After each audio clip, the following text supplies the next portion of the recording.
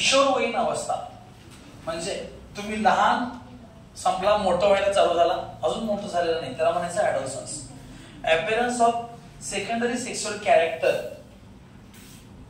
In case of female मी तुम्हाला मागे पण बोललो होतो menarche that is appearance of first menses, axillary and pubic hair,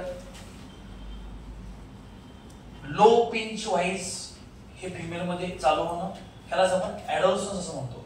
in case of male development of beard, development of moustache दाढी मिशा येणे, त्यानंतर development of axillary and pubic hair in case of male ह्याला आपण adolescence असं म्हणत असतो. चाइल्डची अवस्था थांबणं संपणं आणि अडल्ट चालू होणं सांगितलं सर्वांनी. It is the period of beginning of with the appearance of secondary sexual character and termination of with cessation of somatic body growth थांबणे आणि सेक्शुअल ग्रोथ चालू होणं ह्यालाच म्हणायचं अडोलसन्स. मग याच्या पद्धतीने 3 स्टेज सांगितले. अर्ली स्टेज 10 ते 14 वर्ष, मिडल स्टेज 15 ते 17 वर्ष, लेट स्टेज 18 ते 19 वर्ष. अर्ली स्टेज मध्ये सगळं चालू होतंय, मिडल स्टेज मध्ये सगळं 95% पूर्ण होतंय आणि लेट स्टेज मध्ये काय it is establish of total physical maturity. इथं सगळी तुमची मॅच्युरिटी 100% येते. ऍबस्ट्रॅक्ट थिंकिंग, इंटेलेक्च्युअल पाहिजे, तुमचा मेंदू पण परिपक्व झालेला असतो. Peer group precedes in a favor individual relationship, stable relationship and change in the childhood and हे सांगितलं दुसरं काही नाही. काय म्हणलो मी कळालं.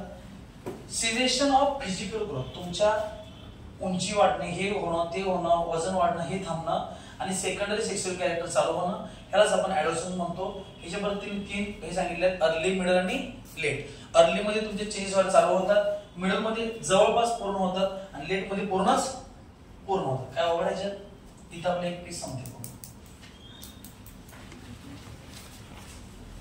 Physical changes growth spurt occur in the both body and girl. In case of muscle develop होतात मुलांच्या. Skin become oily, skin oily व्हायला चालू होते. Broadening of the shoulder, shoulder मोठे होतात. क्रॅकिंग ऑफ द व्हॉइस, आवाज भसाडा होतो पोरांचा.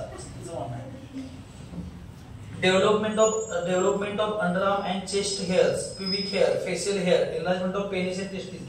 In girls, development of breast, widening of hip, development of underarm and pubic hair, enlargement of uterus and ovaries. मी पहिलाच बोललो सगळं. कळलं? फक्त chest hair in case of male add करा. इन केस ऑफ फिमेल एक काहीतरी करायचं होतं enlargement of uterus and ovaries एवढा करा. Enlargement of uterus and ovaries in female, enlargement of testis and penis in male. एक वाक्य ऍड करा, बाकी मी तुम्हाला सगळं सांगितलेलं होतंच. Okay.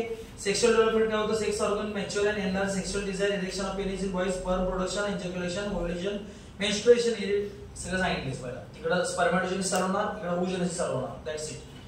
Emotional and social changes.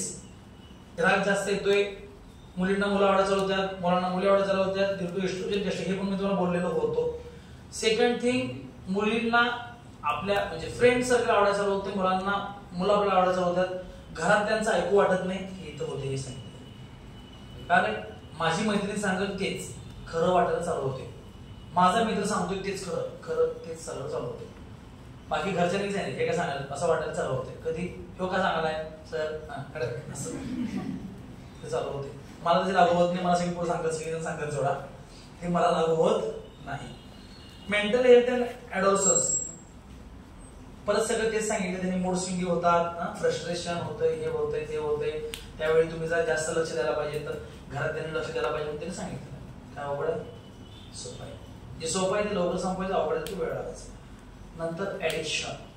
What is addiction? This is the complex condition carriage by the compulsive use of substance despite of harmful consequence. Addiction म्हणजे कशाची तरी सवय, दारू, त्यानंतर तंबाखू, मावा, गुटखा वगैरे वगैरे सगळं. हे म्हणण्यापेक्षा असं म्हणता येते की alcohol, opioid, canine, nicotine and other substance. तुम्हाला फक्त निकोटीन एवढंच माहिती आहे. निकोटीन म्हणजे तंबाखू, ओपोइड म्हणजे काय, कॅनॅबिनॉइड म्हणजे चरस, गांजा वगैरे सगळं ह्याच्यात येते. अग्निपथ पिक्चर बघितलाय त्याची शिरी दाखवली ते ओपोइड. ओपोइड कॅनॅबिनॉइड माहिती आहे तुम्हाला? माहिती जाऊ सर.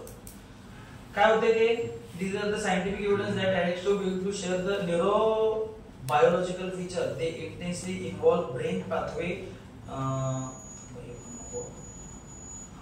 एक लक्षात घ्या, डोपामाइन ते महत्वाचं आहे. डोपामाइन सिक्रेशन वाढतं याच्यामध्ये. Dopamine is a hormone, it is chemical substance produced by the brain. याचं काम काय मला तुम्ही सांगायचं, व्हेरी इम्पॉर्टंट. डोपामाइन जे काय ऍडिशन देणार सगळं तुम्ही देणार आहे डोपामाइनचं. त्यामुळे डोपामाइन तुम्हाला माहित असलंच पाहिजे. ओके, एवढं सांगितलं तुम्हाला. Dopamine is a chemical substance produced by the CNS, central nervous system. बाकी तुम्ही बघा. मग लोक ऍडिक्शन का करतात? तंबाखू, मावा, गुटखा, पोरं खायला का चालू करतात? त्याची कारण त्यांनी सांगितलेले आहेत. घरामध्ये जर चर्चा होत नसेल तर, चर्चा म्हणजे काय, आज क्लासमध्ये काय काय झालं, हे झालं ते झालं, असं ही मैत्रीण म्हणली, ते म्हणली, आपण डिस्कशन करतो, बरोबर आहे. डिस्कशन होणं गरजेचं आहे. हे डिस्कशन झालं नाही तर काय आपल्याला एकटं पडल्यासारखं वाटतं किंवा काय होतं. समजलं मी काय म्हणलो? भोसलेच्या पप्पांचा मला थोडं चांगलं वाटलं. मी माझं खरंच केलं, ते विषय वेगळा आहे.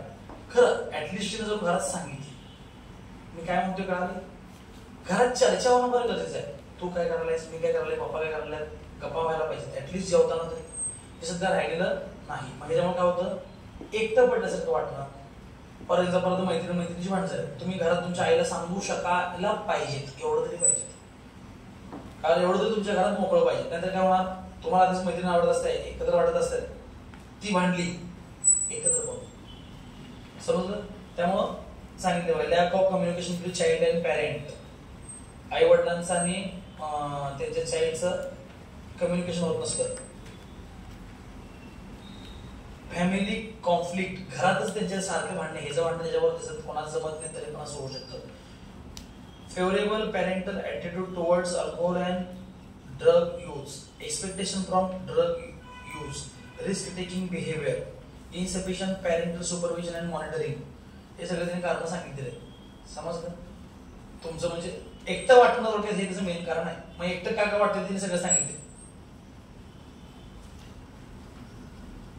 किंवा रिस्क टेकिंग बिहेवियर सांगितलं. रिस्क टेकिंग म्हणजे काय, काहीतरी काम करायचंय तर असं लोकांनी डोक्यात असतं, दारू लोक नाही काही करू शकतो असं म्हणतात. आपल्याला द्या तसं दारू प्यायचं नाही, काय करायचं. फॉर एक्झाम्पल आम्हाला भांडायचं, कोणाबरोबर, साहेबाबरोबर भांडायचं. असं तर भांडू शकत नाही ना. मग दारू पिला काय म्हणतात लोक, दारू पिले म्हणतात, मग भांडाय दारू प्यायचं मग शिवाय चालू करायचं. काय म्हणतो मी, कळालं जरा, मी काय म्हणलं समजायला ना तुम्हाला, दॅट इज द ऍडिक्शन. मग आता काय केलं त्यानं, भांडायचं, दारू पिला. हो, नंतर काय होतंय, सवयच लागते. भांडत नसलो तरी पण घेऊ वाटते, जरा बरं वाटते. कारण काय, डोपामाइन सिक्रेशन वाढते.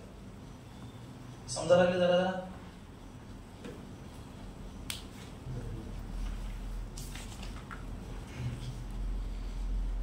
त्यांनी काय सांगितले, काय करायचं, दारू प्यायचीच नाही, घरात भांडणं करायची नाही, तर मैत्रिणी जास्त ठेवायच्या, घरात सगळ्यांना सोशल ठेवायचं, घरातले भांडणं कमी करायचं, असं त्यांनी सगळं सांगितलं. आता ड्रग अब्यूज, ऍडिक्शन म्हणजे सवय, अब्यूज म्हणजे वाढणे. दररोज मला दारू लागते, ह्याला म्हणायचं ऍडिक्शन. सकाळ दुपार संध्याकाळ लागते, ह्याला म्हणायचं ड्रग अब्यूज. काय काय म्हणलो मी, कळालं? ऍडिक्शन म्हणजे सवय. मला असं 4 वाजता चहा घ्यावाच लागतो, चहाची सवय.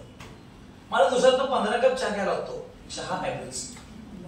काय म्हणलो मी, काल फरक तर कळाला काय ते. दोन्हीकडे पण तेच आहे. दोन्हीकडे पण दारू आहे, दोन्हीकडे पण ऑपॉइड आहे, दोन्हीकडे पण कॅनाबिनॉइड आहे, दोन्हीकडे पण सगळंच आहे. फक्त ऍडिक्शन मध्ये कंट्रोल मध्ये असते, अब्यूज मध्ये कंट्रोलच्या बाहेर असते. काल हे कुठंच दिलेलं नाही. मग ते आपल्याला लक्षात आलं पाहिजे नेमकं यांना काय सांगायचं. मग अब्यूज वेळेला सुद्धा ओपॉइड, कॅनाबिनॉइड, कोकाइन हेच असतं. ओपॉइड म्हणजे काय, मग this drug binds to opioid receptor present in the central nervous system and gastrointestine. Heroin हे opioid हे आहे. Heroin otherwise called as smog is chemically morphine. It is extracted from the latex of poppy plant. Poppy म्हणजे तुम्हाला what is poppy? What is poppy? हे हो, लहान लहान रव्याचं दुसरं काय असते, बोले नाही दुसरं असते. ए अवधूत किरण दुकान कोणा घेतात, किरण दुकानवाला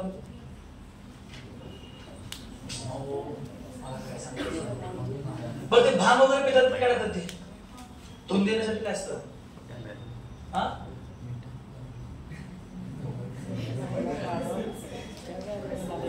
खसखस. खसखस पॉपी सीड म्हणजे काय, खसखस. त्याचं नाव आहे पापावेरा सोमनिफेरम. ठीक आहे. खसखस खसखस काय माहित नसते.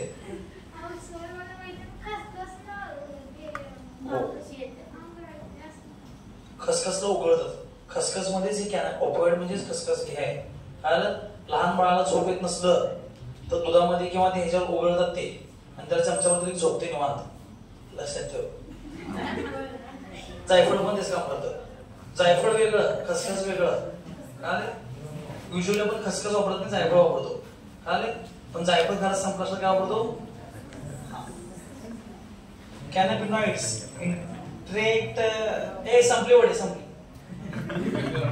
काय झालं आता तुझ्या आठवण काढतो. युनो खसखस दोघांना असते तुमच्या.